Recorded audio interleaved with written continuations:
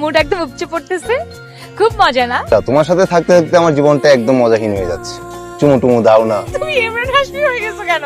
চকলেটে চুমু খাও।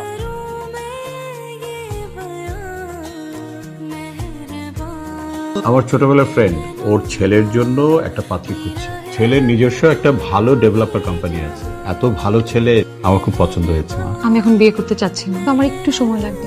তোমার বাবা তোমার জন্য পাত্র ঠিক করছে, পাত্র প্রতিষ্ঠিত, তো তার সামনে কি আমি ঠিকভাবে পড়াশোনা শেষ করেছি? আমার সময় লাগবে। প্রেমটা কেন করলে? টাকা পয়সা ছাড়া কি জীবন চলে না? কিছু একটা করো, হাতে সময় নেই।